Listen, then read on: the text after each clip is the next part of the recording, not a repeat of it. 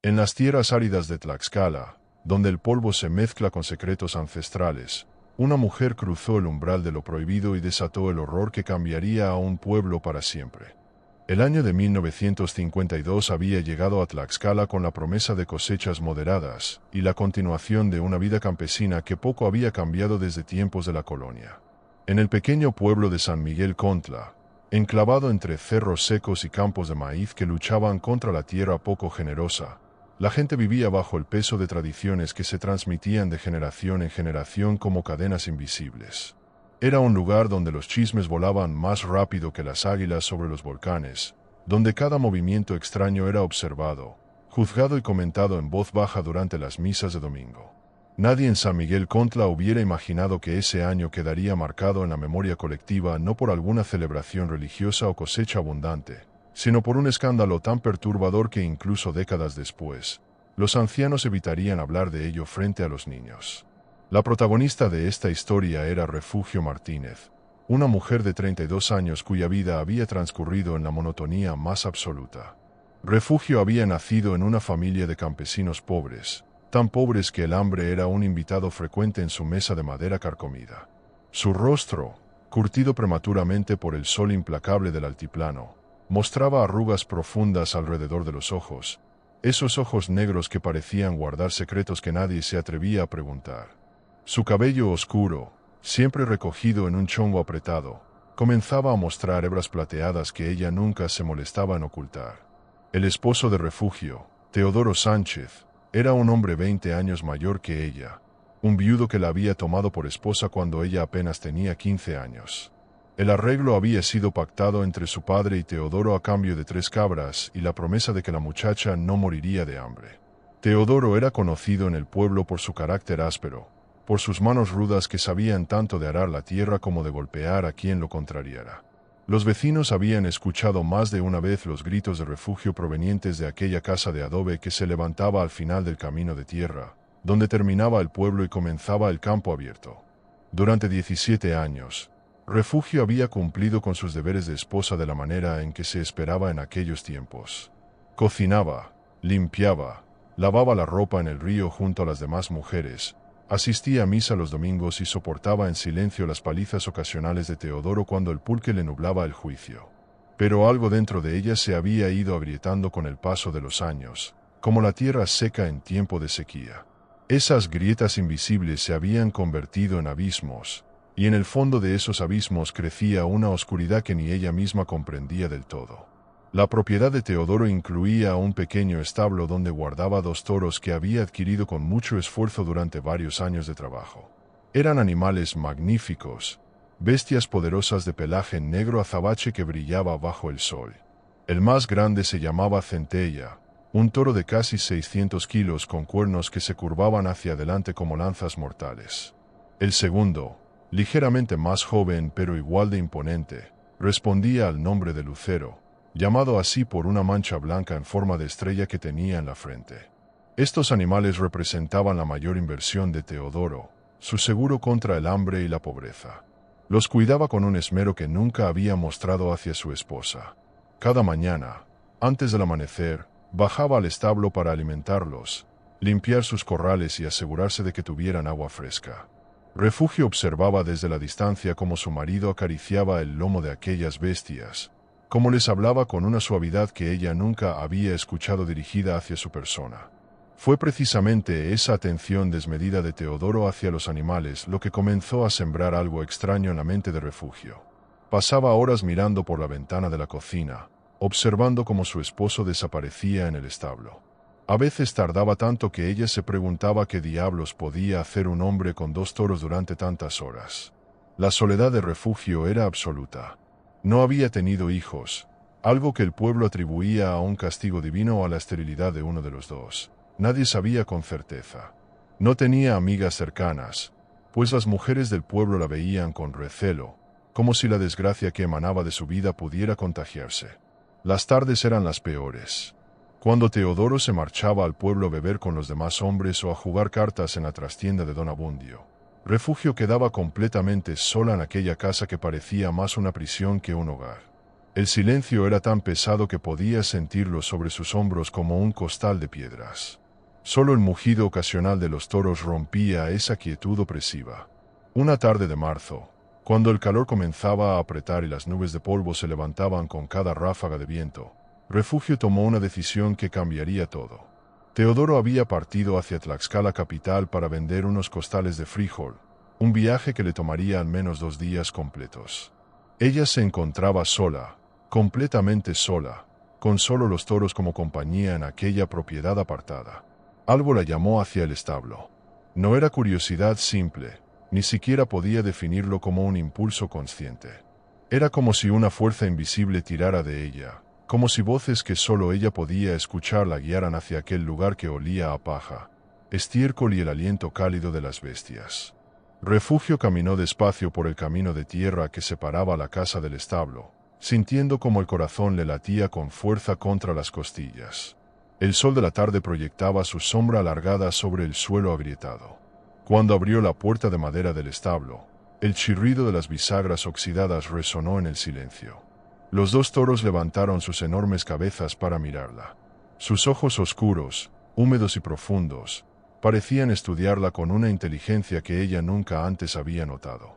Centella resopló, expulsando aire caliente por sus enormes fosas nasales. Refugio entró. Refugio cerró la puerta detrás de sí con un movimiento lento, casi ceremonial. La luz del atardecer se filtraba por las rendijas entre las tablas de madera, creando franjas doradas que cortaban la penumbra del establo. El aire allí dentro era denso, cargado con el olor penetrante de los animales, del heno y de algo más primitivo que no podía nombrar.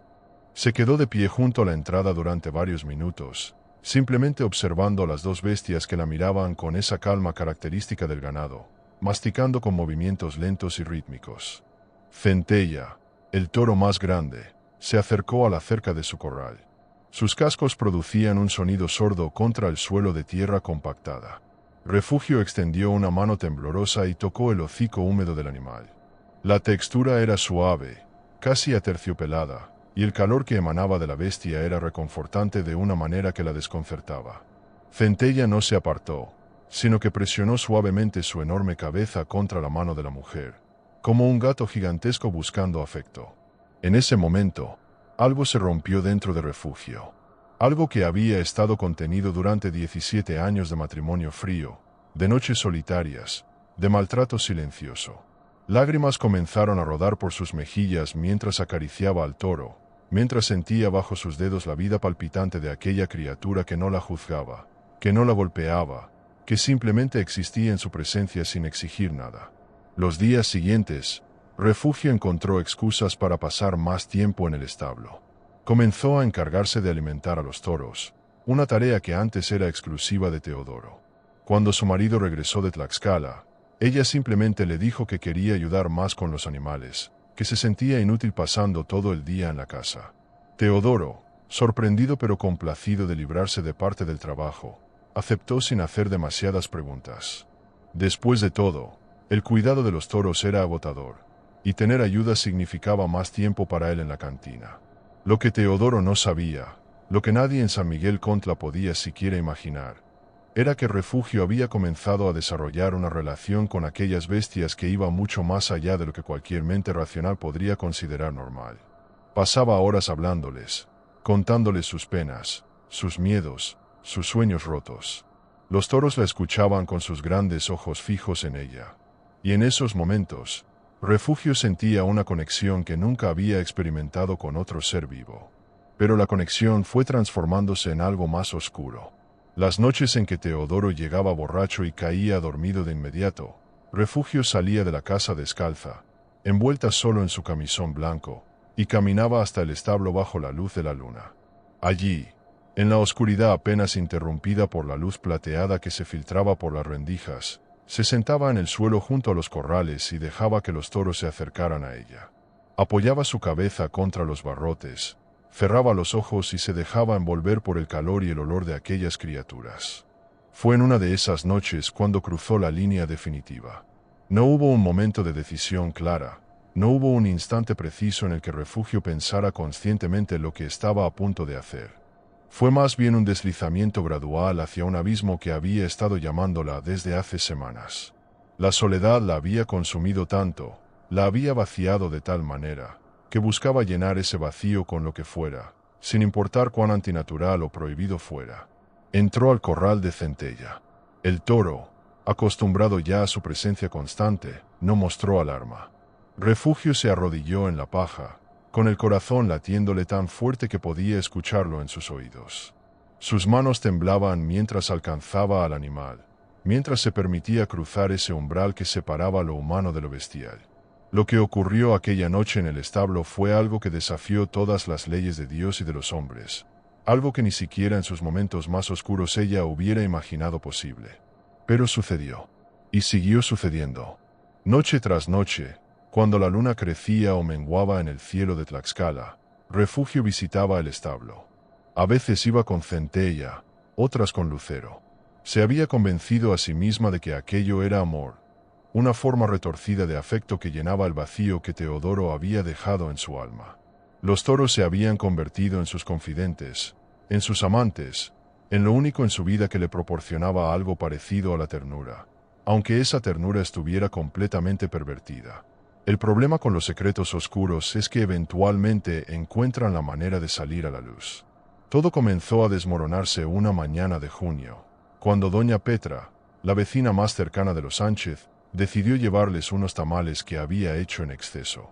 Doña Petra era una mujer de 60 años, viuda, con una lengua tan larga como el camino que llevaba del pueblo a la capital. Llegó temprano, antes de que el sol calentara demasiado, y encontró la casa vacía. Teodoro había salido al campo y Refugio, según pensó doña Petra, debía estar dentro haciendo alguna tarea doméstica. Pero no estaba. Doña Petra rodeó la casa llamándola, y cuando no obtuvo respuesta, su curiosidad natural la llevó hacia el establo. La puerta estaba entreabierta, algo inusual considerando que Teodoro siempre la mantenía bien cerrada para evitar que los animales escaparan. La anciana se acercó con cautela, empujó la puerta un poco más y lo que vio la dejó completamente paralizada. Refugio estaba en el corral de Centella, en una posición y situación que no dejaban lugar a dudas sobre lo que estaba ocurriendo. El grito de doña Petra resonó en todo el valle. Refugio se separó del animal con los ojos desorbitados, el rostro pálido como las calorías. Se cubrió como pudo con su falda arrugada mientras doña Petra retrocedía con una mano en el pecho, como si estuviera a punto de sufrir un infarto. La anciana tropezó con sus propios pies en su prisa por alejarse, cayó de espaldas sobre la tierra y se levantó con una agilidad impropia de su edad, impulsada por el puro horror de lo que acababa de presenciar. Corrió hacia el pueblo sin mirar atrás, gritando, llamando a todos los santos. Para cuando el sol llegó a su punto más alto ese día, todo San Miguel Contla sabía lo que había visto doña Petra. La noticia se esparció como el fuego en un campo seco. Las mujeres se santiguaban en las puertas de sus casas, los hombres fruncían el ceño con una mezcla de asco y morbosa curiosidad. Los niños, que no entendían completamente lo que había sucedido pero percibían la gravedad del asunto por las expresiones de los adultos, susurraban entre ellos creando versiones cada vez más fantásticas de la historia. El padre Eusebio, el sacerdote del pueblo, fue informado de inmediato. Era un hombre de casi 70 años que había dedicado su vida a pastorear las almas de San Miguel Contla, un hombre que creía haber visto todo tipo de pecado en su larga carrera. Pero esto era diferente. Esto era una abominación de proporciones que no había encontrado ni en los textos más oscuros de teología moral que había estudiado en el seminario. Organizó una reunión de emergencia con los hombres principales del pueblo en la sacristía de la pequeña iglesia. La sacristía olía a incienso viejo y a velas de cera. Los hombres se reunieron alrededor de una mesa de madera oscura, sus rostros iluminados por la luz tenue que entraba por una ventana pequeña.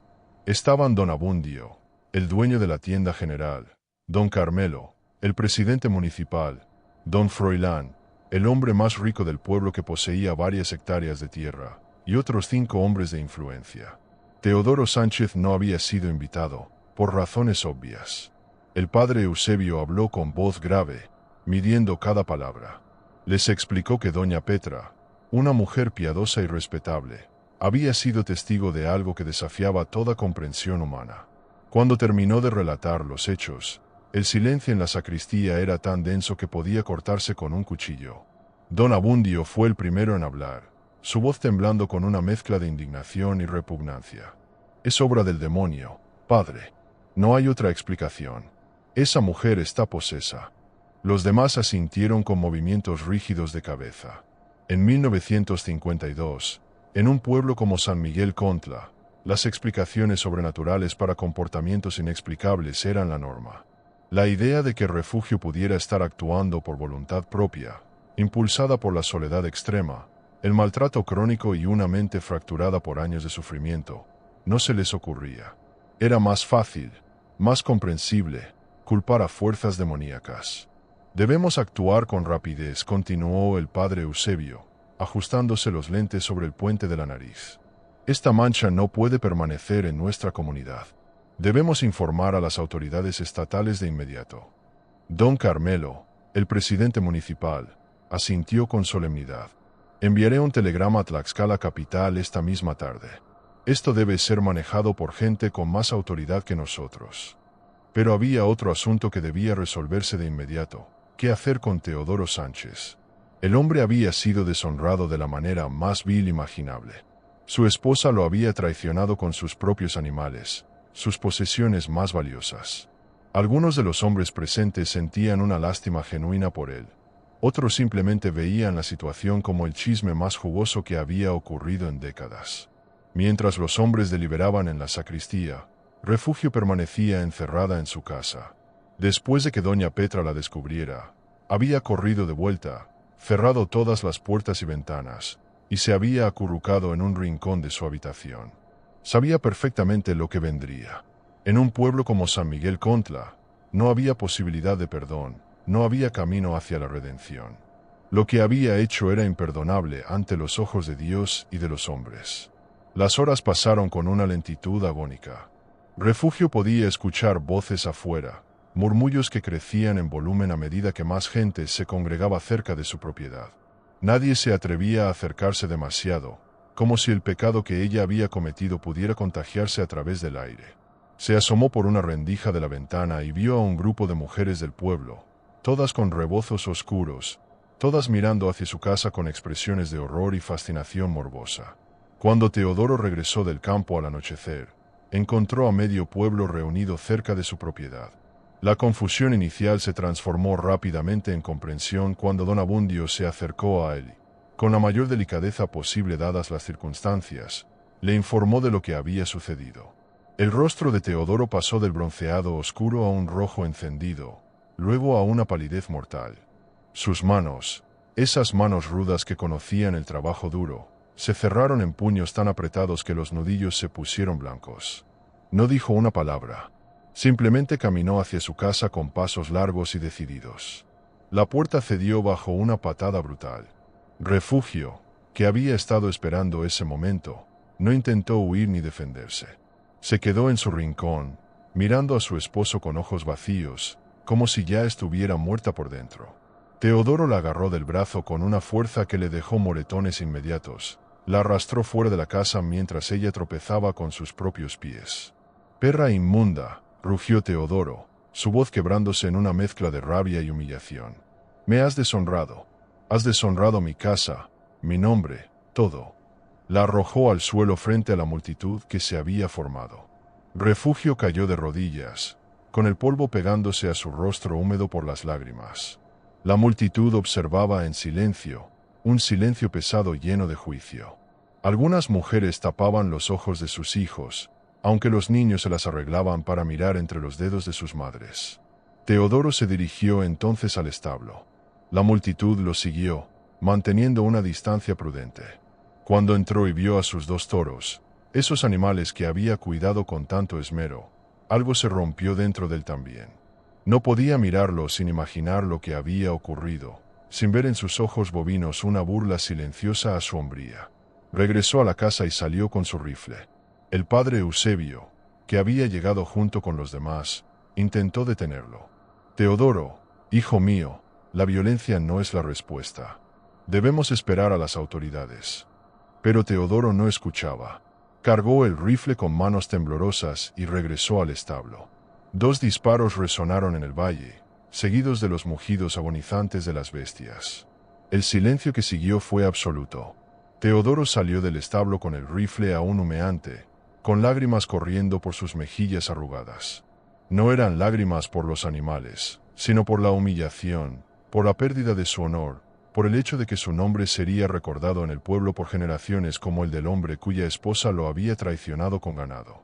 Refugio, todavía de rodillas en el suelo, escuchó los disparos y supo que había matado a Centella y a Lucero. Algo dentro de ella se desgarró. Comenzó a sollozar de una manera que ponía los pelos de punta, un llanto primitivo que parecía venir desde lo más profundo de su ser destrozado. La noche cayó sobre San Miguel Contla, pero nadie se fue a dormir. Las autoridades estatales fueron notificadas y prometieron llegar al día siguiente.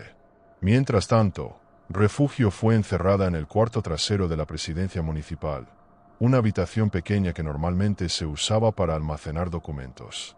2 mujeres del pueblo, designadas por el padre Eusebio, se quedaron vigilándola, aunque ninguna de las 2 podía mirarla directamente a los ojos.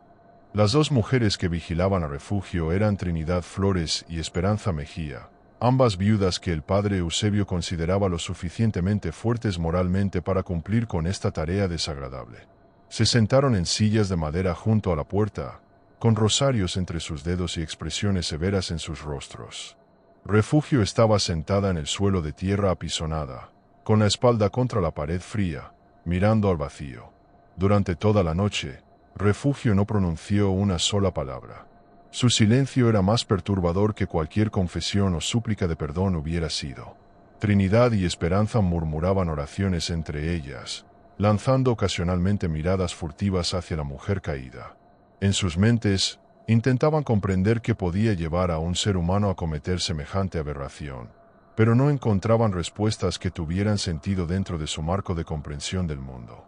Afuera, en las calles oscuras de San Miguel Contla, los grupos de hombres conversaban en voz baja. Algunos habían traído botellas de pulque y mezcal, como si la situación requiriera coraje líquido para ser procesada. Teodoro estaba entre ellos, bebiendo directamente de una botella, con los ojos enrojecidos no solo por el alcohol sino por el llanto que había derramado en privado. Los hombres lo rodeaban, le palmeaban la espalda, murmuraban palabras de consuelo que sonaban huecas incluso para ellos mismos. «No fue tu culpa, compadre», decía don Froilán, aunque en el fondo todos se preguntaban si quizás Teodoro había sido demasiado duro con su esposa, si sus años de maltrato habían empujado a Refugio hacia la locura. Pero esos pensamientos permanecían sin expresarse, porque admitir que un hombre pudiera tener responsabilidad en la desintegración moral de su esposa era demasiado peligroso, demasiado subversivo para el orden establecido. Las mujeres del pueblo, por su parte, se reunían en las cocinas, susurrando mientras preparaban café y tortillas que nadie tenía realmente hambre de comer. El escándalo era tan grande que había eclipsado todas las demás preocupaciones de la vida cotidiana. Doña Petra, la testigo principal, había adquirido un estatus casi de celebridad, y contaba su versión de los hechos una y otra vez, cada repetición añadiendo pequeños detalles que quizás no estaban presentes en la versión original. Tenía los ojos completamente negros, como si el demonio mismo la estuviera mirando a través de ellos, decía doña Petra, santiguándose. Las demás mujeres se estremecían, imaginando escenas que sus mentes piadosas apenas podían procesar. Cuando el amanecer llegó, tiñendo el cielo de tonos rosados y naranjas, nadie en San Miguel Contla había dormido realmente. La tensión en el aire era palpable, como la electricidad antes de una tormenta. Los gallos cantaron anunciando el nuevo día, pero su canto sonaba diferente, casi ominoso en el contexto de lo que había ocurrido. A media mañana, un automóvil negro levantó nubes de polvo al entrar al pueblo. Era el delegado estatal acompañado de 2 agentes de la policía judicial y un médico. La llegada de autoridades de la capital era un evento raro en San Miguel Contla, y normalmente habría generado curiosidad y entusiasmo. Pero en esta ocasión, solo reforzaba la gravedad de la situación. El delegado, un hombre de unos 50 años con bigote abundante y traje gris que parecía completamente fuera de lugar en el entorno rural, fue recibido por el padre Eusebio y don Carmelo. Se reunieron en la presidencia municipal, donde Refugio seguía encerrada. El delegado escuchó el relato completo, tomando notas en un cuaderno pequeño, su expresión volviéndose cada vez más seria a medida que comprendía la magnitud del caso. «Necesito hablar con la mujer», dijo finalmente, guardando su cuaderno en el bolsillo interior de su saco. «Y con la testigo principal». Doña Petra fue llamada primero. Repitió su testimonio con voz temblorosa pero firme, sin omitir ningún detalle. El delegado la escuchó sin interrumpir, asintiendo ocasionalmente. Cuando terminó, agradeció a la anciana y le pidió que esperara afuera. Luego llegó el turno de Refugio. Trinidad y Esperanza abrieron la puerta del cuarto trasero. Refugio estaba en la misma posición en que había pasado toda la noche, sentada en el suelo, con la mirada perdida. Las dos mujeres tuvieron que ayudarla a ponerse de pie, sosteniéndola de los brazos porque sus piernas apenas la sostenían. La llevaron hasta la oficina principal, donde el delegado la esperaba sentado detrás del escritorio de don Carmelo. El médico que había venido con ellos, un hombre joven de la capital con lentes redondos y maletín negro, se acercó primero a Refugio. Le examinó los ojos con una linterna pequeña, le tomó el pulso, le hizo algunas preguntas básicas que ella respondió con monosílabos casi inaudibles. Después de varios minutos, se volvió hacia el delegado. «No presenta signos evidentes de enfermedad mental aguda», informó el médico con tono profesional. «Está en estado de shock, desde luego, pero parece estar consciente de sus actos y de su situación». Esta declaración era importante porque descartaba la posibilidad de una defensa basada en demencia o locura temporal. En 1952, las leyes mexicanas sobre este tipo de casos eran vagas en el mejor de los casos. No existía precedente claro para procesar a alguien por mantener relaciones sexuales con animales, aunque todos los presentes sabían que era moralmente reprobable y probablemente podía encuadrarse bajo varios artículos del Código Penal relacionados con ultrajes a la moral y las buenas costumbres. El delegado se inclinó hacia adelante, entrelazando sus dedos sobre el escritorio. «Señora Sánchez, ¿comprende usted la gravedad de lo que se le acusa?» Refugio levantó la mirada por primera vez. Sus ojos, hundidos en cuencas oscuras por la falta de sueño y el llanto, se encontraron con los del delegado. Asintió lentamente. ¿Puede usted explicar qué la llevó a cometer estos actos? El silencio que siguió fue largo y pesado. Refugio abrió la boca, la cerró, volvió a abrirla. Cuando finalmente habló, su voz era apenas un susurro ronco que todos en la habitación tuvieron que esforzarse por escuchar. «Estaba sola», dijo simplemente. «Tan sola». Esas tres palabras contenían una tristeza tan profunda que incluso el delegado, un hombre acostumbrado a lidiar con criminales y situaciones difíciles, sintió un escalofrío. Pero la compasión, si es que había algo de ella en su corazón, no podía cambiar el hecho de que Refugio había violado todas las normas sociales, morales y religiosas de su comunidad. «¿Cuántas veces ocurrió esto?», preguntó el delegado, preparando su pluma para escribir. Refugio bajó la mirada nuevamente. «No lo sé. Muchas veces. Durante varios meses». La confesión cayó sobre la habitación como una losa de piedra. El padre Eusebio, que había permanecido de pie en una esquina, cerró los ojos y movió los labios en una oración silenciosa. Don Carmelo se limpió el sudor de la frente con un pañuelo, a pesar de que la mañana aún no estaba especialmente calurosa. El delegado terminó de tomar notas y cerró su cuaderno con un golpe seco que resonó en el silencio.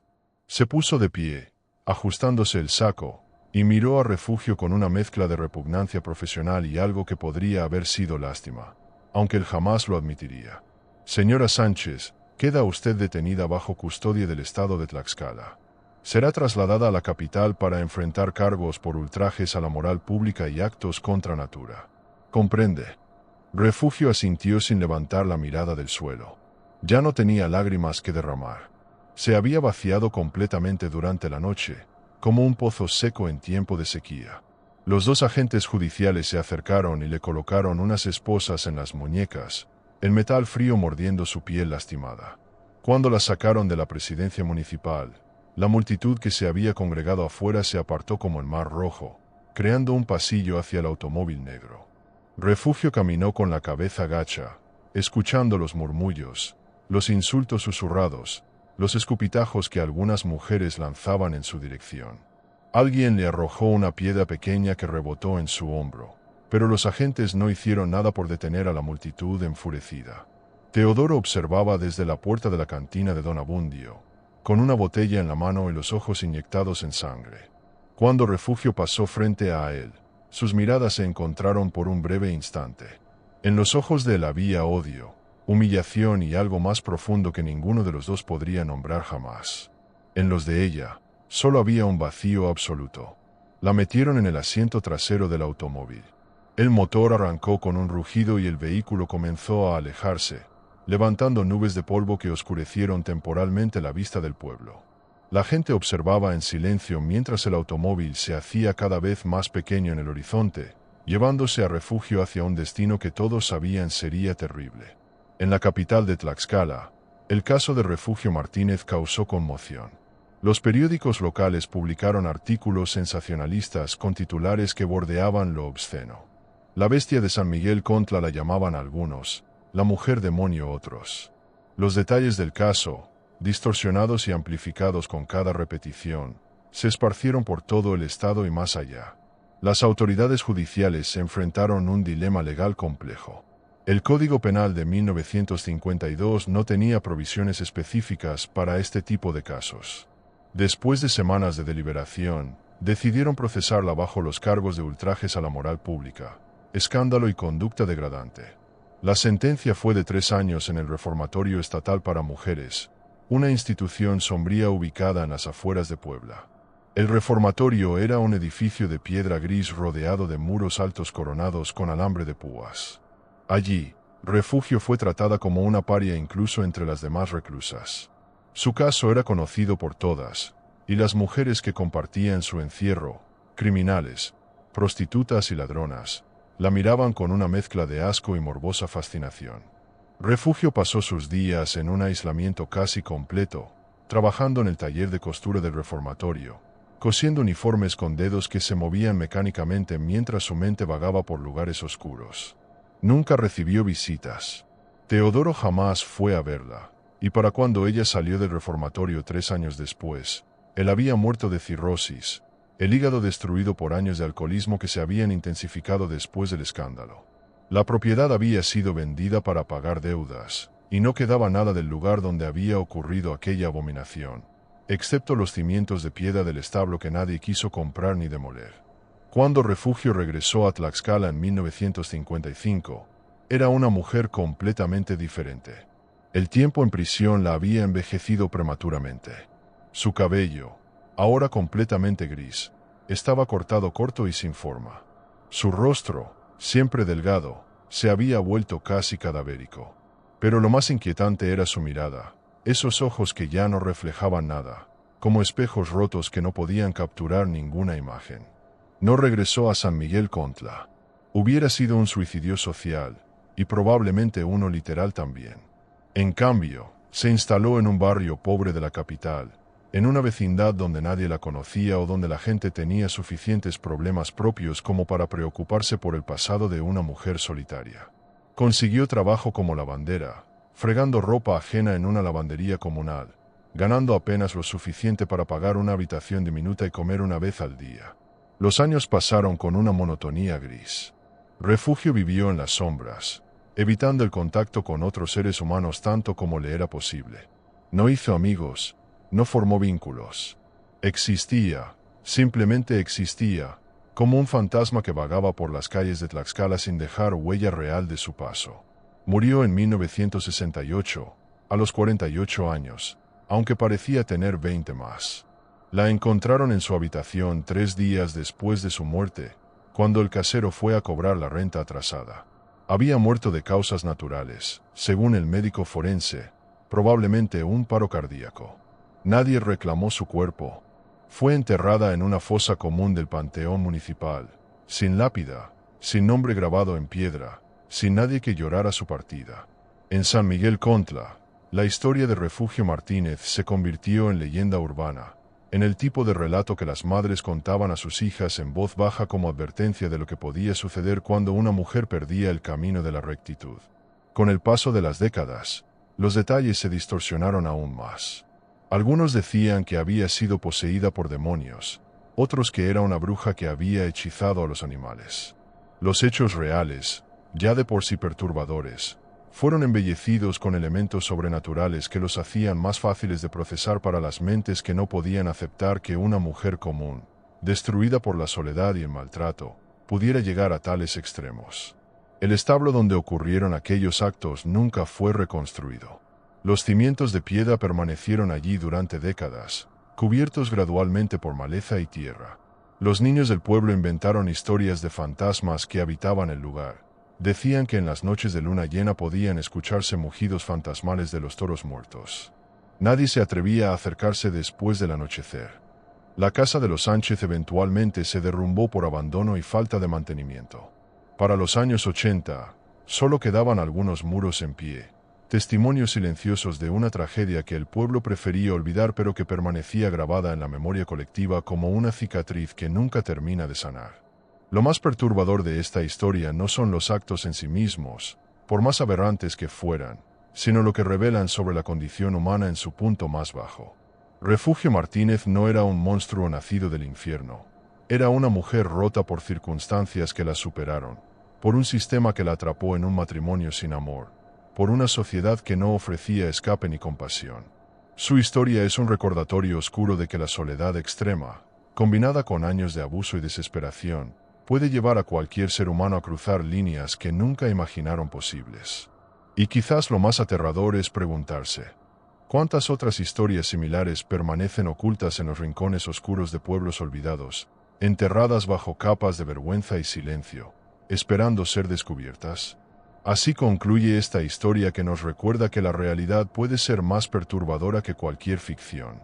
En las tierras de Tlaxcala, donde el polvo guarda secretos ancestrales, esta tragedia sigue siendo susurrada en voz baja, una advertencia de los abismos a los que puede descender el alma humana cuando se rompen todos los límites. Si estas historias te han intrigado, si te atreves a explorar más casos que desafían nuestra comprensión del comportamiento humano, únete a esta comunidad de buscadores de verdades incómodas. Cada semana desenterramos relatos olvidados que la historia preferiría mantener sepultados. Y recuerda, la campana de notificaciones es tu linterna en la oscuridad de estos misterios. Hasta el próximo caso, donde volveremos a caminar por los senderos sombríos de lo inexplicable.